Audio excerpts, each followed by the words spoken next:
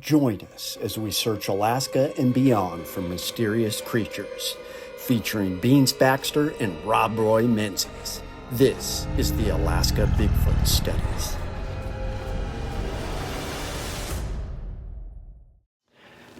Greetings all and welcome to the Alaska Bigfoot Studies. I'm very excited because the last of the snow is almost melted here in south central Alaska. It's a little soggy, but it's starting to feel like spring and even summer, and we've got our first expedition coming up here. Actually, next Sunday I should have a video out on it. Beans is driving up here.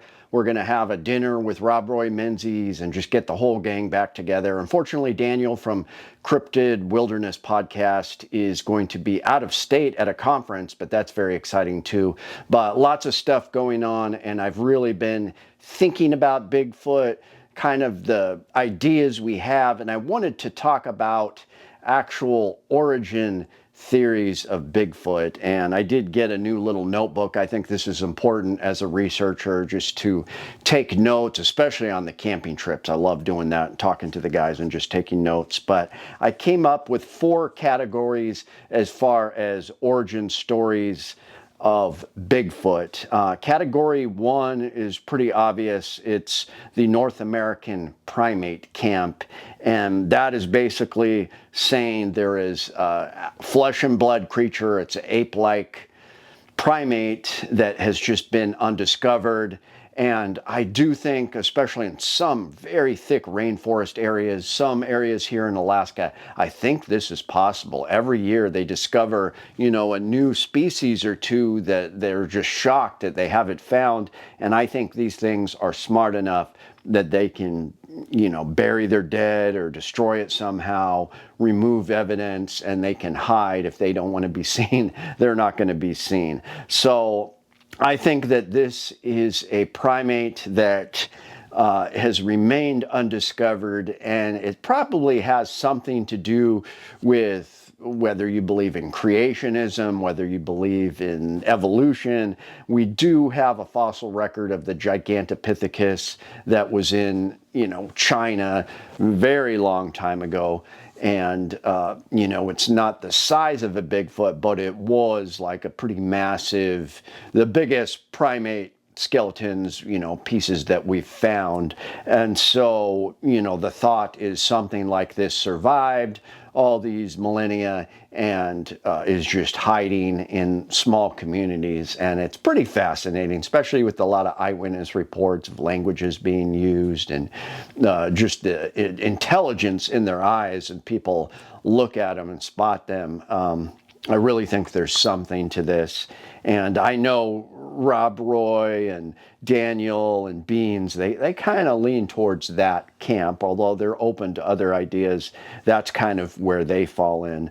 A second category, and this may be related to all of them, is there's just numerous Native American legends, too many to even list them all. I mean, it's when I interviewed a Native woman last summer, she said, I can't think of a tribe that doesn't have some sort of Bigfoot-related legend. I mean, there's such a big gambit. They're all not the same either from region to region. I mean, we have some tribes that really kind of, respect the Bigfoot. It's a part of the culture. They may not even talk about a lot of things. They can't talk about it to outsiders.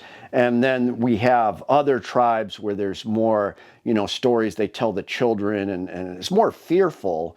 And then there's some stories of, a lot of them use terms when it's translated wild man, hairy man, things like that. And there's stories of cannibals and ancient tribes, and sometimes it's a story of a human that wandered off and became a Sasquatch. And the shapeshifters, that's a whole nother thing. And I like the whole legend of dogmen and then shapeshifters in the Southwest. I'll research that sometimes. That's a separate category than the Sasquatch. But there is something really interesting about these stories.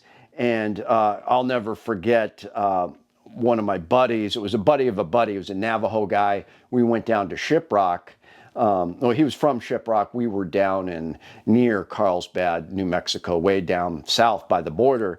And this Navajo guy told me this story that was from his community, some small town, not the universal Navajo people. But he said that the story goes that there was a wild man, just like a hairy wild man that was like just a massive human-like cannibal, and he was kidnapping women and then other people eating them, and eating the men and then kidnapping the women, having its way with them, which is interesting because when we look at anthropologists, they are now saying that's exactly what Neanderthals did to humans. They ate the men and mated with the women. So it's kind of weird. There's some of these worlds intersect, but he said that the men of the village, they did their ceremony, they burnt some tobacco, and then they went out and hunted this thing, and they went into a cave, and it had women in the cave and bones, and obviously had been eating people, and they just killed it. So they just ganged up on it and killed it. So that was like a separate cannibal wild man story that I don't believe is related to the main genre of Sasquatch that you would see in the Pacific Northwest coast. Now, Alaska is kind of, we're on that west coast. We have the whole British Columbia and Washington, Oregon, California. I think there is some interrelatedness with the Bigfoot stories, but the farther north you go, I feel like the meaner it gets, and maybe that's just because we get into wilder territory. But especially when we get into Port Chatham, Bean's book, that Sasquatch, Bigfoot, it was not a very nice creature. So that's something interesting. But the whole Native American aspect to it is what really kind of tipped me over into believing in Bigfoot, just because it's steeped in all the legends. And then when Europeans came over here, they started having sightings, and it started making the newspapers. It's just fascinating. It's that something's going on. Something strange is going on. Number 3, now this is getting out there into the woo a little bit. I'll just briefly talk about that, and that is the UFO connection. We have a small percentage of sightings where there'll be an orb. It's usually a smaller orb, and then maybe a flash of light and a Bigfoot will appear. But sometimes we do have what appear to be spacecraft, classic UFOs, big saucers coming down, and then, later that night a Bigfoot is seen. So there is a theory that, once planet Earth was basically planet of the apes, and these aliens came down and started messing with the DNA and created humans. And then so we still have leftovers of the old school primates, which are the Bigfoot. So it's a pretty interesting theory. I'm not going to lie. I do like that theory. Number 4, this gets way out there. That is the interdimensional theory. Shout out to Jomo and the kids. Really appreciate it. All these years he's been watching the show, and he was one that when I had like maybe 3 or 4 Bigfoot videos out. I wasn't doing it regularly, and he was just begging me, interdimensional Bigfoot, please. And so I always mention him every time I do one of these. But so many stories of Bigfoot using ESP powers, phasing in and out of reality. Sometimes it's like a cloaked power they're using, and sometimes it looks like they're just vanishing and going somewhere else. Now, one theory I personally have is that Louis L'Amour was trying to tell us something. He spent his whole life writing these Western action novels, and then the last book he wrote before he died was The Haunted Mesa, and he traveled through Santa Fe, where I used to live in the Southwest, and he talked about these tribes.